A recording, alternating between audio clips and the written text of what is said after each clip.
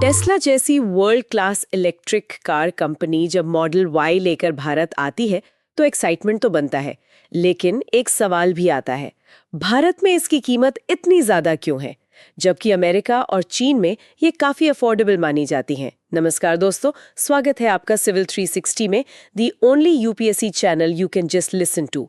आज के एपिसोड में हम बात करेंगे why Tesla cars are so expensive in India. क्या भारत की इंपोर्ट पॉलिसी टेस्ला को रोक रही है? ओके, तो चलिए शुरू करते हैं। पहला शोरूम मुंबई में बीकेसी में खुल गया है और मॉडल वाई आ भी गई है, पर ये कीमत, बाप रे, बेस वेरिएंट ही करीब 61 लाख रुपए ऑन रोड है और लॉन्ग रेंज वाला तो 69 लाख रुपए तक जा रहा है। अगर कंपेयर करें तो यूएस में यही गाड़ी रफली 36 से 40 लाख की है और चाइना में तो मतलब बस 32 लाख के आसपास। तो ये इतना बड़ा फर्क क्यों? हाँ, ये फर्क वाकई बहुत बड़ा है और देखिए इसका जो सबसे बड़ा कारण है वो है भारत का इंपोर्ट ड्यूटी स्ट्रक्चर, खास तौर पर गाड़ियों के लिए। स्पेसिफिकली जो कंप्लीटली बिल्ट यूनिट्स होती हैं, मतलब सीबीयू, यानी पूरी तरह से विदेश में बनी हुई कारें।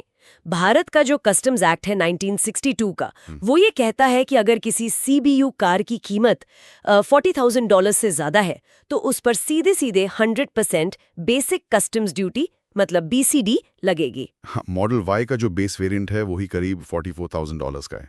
तो आप सोचिए, ड्यूटी लगते ही कीमत इफेक्टिवली डबल हो जाती है। 100% बेसीडी? अरे वाह, ये तो बहुत ज्यादा है। लेकिन ये सिर्फ रेवेन्यू कमाने का तरीका है या फिर जानबूझकर टेस्ला जैसी कंपनीज को बाहर रखने का कोई मैकेनिज्म है जब तक वो यहाँ मैन्युफैक्चरिंग शुरू ना करे?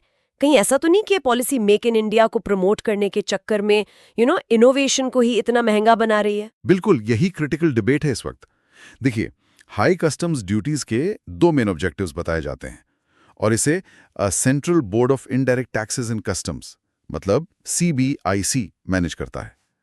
पहला तो है सरकार के लिए रेवेन्यू जनरेट करना और दूसरा घरेलू उद्योग यानी डोमेस्टिक इंडस्ट्री को विदेशी कंपटीशन से बचाना, जिसे हम प्रोटेक्शनिज्म कहते हैं। और ये हाँ, सीधे तौर पर मेक इन इंडिया इनिशिएटिव से जुड़ा हुआ है कि भाई आप बाहर से बनी बनाई चीजें महंगी बेचो ताकि कंपनीज भारत में आकर प्रोडक्शन करें, यहाँ इन्वेस्ट करें। और याद रखिए, बीसीडी तो बस शुरुआत है। अच्छा, और भी कुछ है? हाँ, इसके ऊपर जीएसटी लगता है, सेस लगता है, फिर registration charges, insurance, port handling charges, ये सब मिलके फाइनल ऑन रोड प्राइस को 60-70 लाख तक पहुंचा देते हैं। बाप रे, मतलब पूरी चेन है टैक्सेस की। बिल्कुल।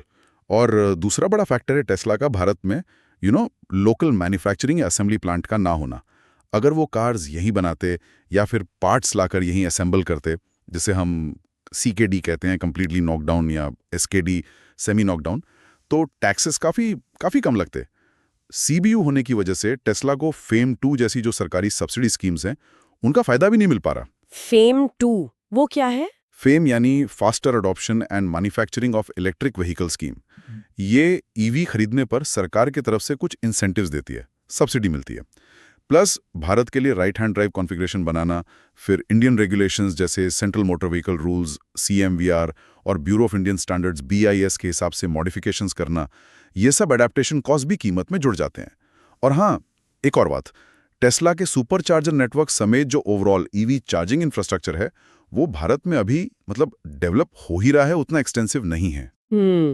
तो ये इंपोर्ट ड्यूटी पॉलिसी, प्रोटेक्शनिज्म और मेक इन इंडिया का जो कनेक्शन है, ये हमें सीधा यूपीएससी के पर्सपेक्टिव से एक इम्पोर्टेंट सवाल पर लाता है ना? एब्सोल्युटली। और यहीं से एक पोटेंशियल यूपीएससी मेंस क्वेश्चन बनता है जो GS पेपर 3 के लिए रेलेवेंट है। Indian economy, industrial policy. सवाल ये हो सकता है, भारत की हाई इंपोर्ट ड्यूटी पॉलिसी किस प्रकार मेक इन इंडिया पहल का समर्थन करती है, लेकिन टेस्ला जैसी ग्लोबल कंपनीज के लिए चुनौतियां भी पैदा करती है। आलोचनात्मक विश्लेषण करें, या अंग्रेजी में कहें तो critically analyze how India's high import duty policy supports the Make in India initiative but also creates challenges for global companies like Tesla. इसमें आपको पॉलिसी के फायदे, नुकसान, डोमेस्टिक इंडस्ट्री पर असर और फॉरेन इन्वेस्टमेंट पे इम्पैक्ट, ये सब पॉइंट्स एनालाइज करने होंगे। सही बात है। और पॉलिसी के अलावा इंडियन मार्केट की जो जमीनी हकीकत है वो भी तो देखनी होगी। हम एक बहुत ही प्राइस सेंसिटिव मार्केट है, मतलब कीमत बहुत मायने रखती है यहाँ। 60-70 लाख की कीमत टेस्ला को सीधे लग्जरी सेगमेंट में डाल देती है, जहां बायर्स बहुत कम है, सोचिए, जो कार यूएस में शायद अपर मिडिल क्लास के लिए एक्सेसिबल है, वो इंडिया में आते ही एकदम एलीट प्रोडक्ट बन जाती है। एग्जैक्टली और कंपटीशन को देखिए। भारतीय कंपनियां जैसे टाटा उनकी हैरियर ईवी आ रही हैं, महिंद्रा अपनी एक्सयूवी E9 और BE05 ला रही हैं। ये सब लगभग आधी कीमत पर शायद 20-30 लाख के रेंज में सिमिलर रेंज वाली ईवीज लाने का वादा कर रही हैं। ओला इलेक्ट्रिक भी एसयूवी स्पेस में आ रही है। इन सबको लोकल मैन्युफैक्चरिंग के बेनिफिट्स मिल रहे हैं, सरकारी इंसेंटिव्स मिल रहे हैं, जो टेस्ला को सीबीयू रूट पर नहीं मिल रहे हैं।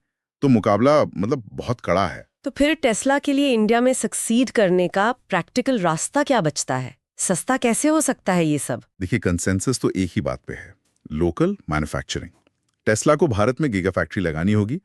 महाराष्ट्र, गुजरात, तमिलनाडु जैसे राज्य कंटेंडर्स माने जा रहे हैं। और हाँ, सरकार ने भी रिपोर्टेडली एक ऑफर दिया है, ऐसी खबरें हैं कि अगर टेस्ला इंडिया में सिग्निफिकेंट इन्वेस्टमेंट और मैन्युफैक्चरिंग का कमिटमेंट देती है, तो शुरुआती कुछ हजार कारों पर मान लीजिए 2500 यूनिट्स, इंपोर्ट ड्यूटी घटाकर सिर्फ 15% की जा सकती है। अच्छा। इससे कीमत काफी नीचे आ सकती है, शायद 40-50 लाख रुपए के ब्रैकेट में। और तब फेम 2 और स्टेट गवर्नमेंट की सब्सिडीज का बेनिफिट भी मिलने की संभावना बन जाएगी। इससे न सिर्फ टेस्ला ज्यादा अफोर्डेबल होगी, बल्कि यहाँ जॉब्स क्रिएट होंगे, लोकल सप्लाई चेन्स डेवलप होंगी और भारत का पूरा ईवी इकोसिस्टम मजबूत होगा। लेकिन हाँ, इसके लिए टेस्ला की तरफ से कमिटमेंट चाहिए और सरकार की तरफ से सपोर्टिव पॉलिसीज। तो मतलब टेस्ला का इंडिया आना, हाँ, हेडलाइंस तो बना रहे, एक्साइटमेंट भी है, लेकिन ये सिर्फ पहला कदम है। लॉन्ग टर्म सक्सेस के लिए मुझे लगता है लोकल प्रोडक्शन और कंपेटिटिव प्राइसिंग ये तो नॉन नेगोशिएबल होंगे।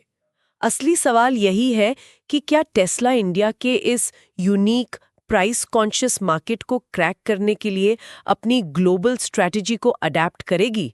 ये देखना होगा। दैट रिमेन्स द $1 million या शायद कहें द 60 लाख रुपी क्वेश्चन। ये रहा एक सवाल हमारे सभी व्यूअर्स के लिए। भारत में इलेक्ट्रिक वाहनों को बढ़ावा देने के लिए कौन सी सरकारी योजना लागू की गई है? A, national e mobility plan, B, EV India mission, C, FAME India scheme, D, Bharat EV vision. अपना जवाब नीचे कमेंट करें। अगर ये वीडियो जानकारीपूर्ण लगा हो तो लाइक करें, शेयर करें और सब्सक्राइब करें सिविल 360 को। मिलते हैं अगले एपिसोड में एक और जरूरी मुद्दे के साथ। धन्यवाद और जय हिंद।